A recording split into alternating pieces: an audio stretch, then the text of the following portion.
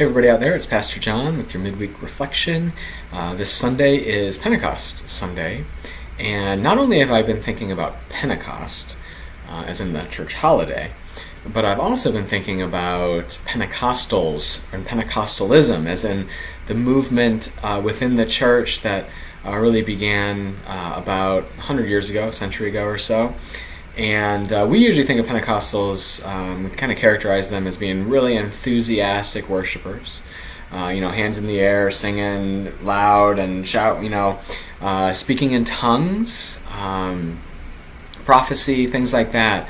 It's a movement that really tried to embrace the gifts of the Spirit that we read about at various times in the New Testament.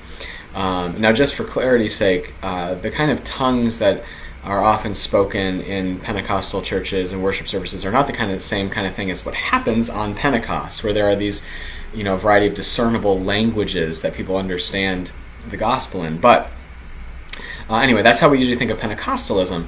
And I'm not suggesting that Pentecostalism has kind of the market cornered on spirituality and church and all of that. But I was wondering, what can we learn from Pentecostals as we approach Pentecost? Because all of these Christian movements come from somewhere, and oftentimes they come from a perceived disconnect between people looking at the scriptures on one hand and then looking at the church on the other.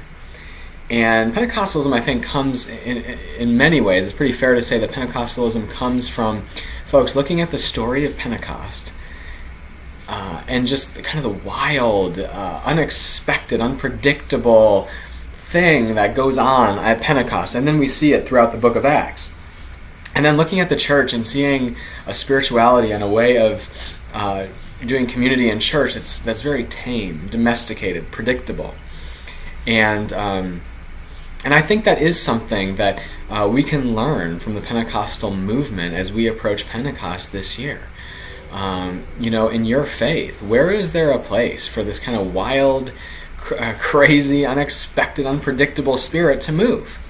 Or when was the last time you experienced that happening in your life? I think of Jesus when he goes to his home region, and it says he can't perform any miracles because the people just didn't have faith. He didn't encounter faith there.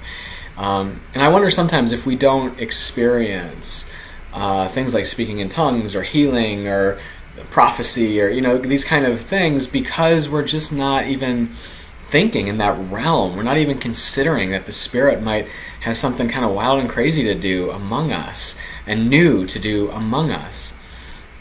And so I would just encourage you as we approach Pentecost this Sunday to consider your own faith and your own spiritual approach to spirituality. And is there a place in there for the Spirit? Okay, so not just like the Bible, not just the teachings of Jesus or the promises of God, but is there a place for this Spirit who's described in these amorphous images that can't just be pinned down, like wind, fire? These are not things you can totally measure and put a box around, and that's how the Spirit's described.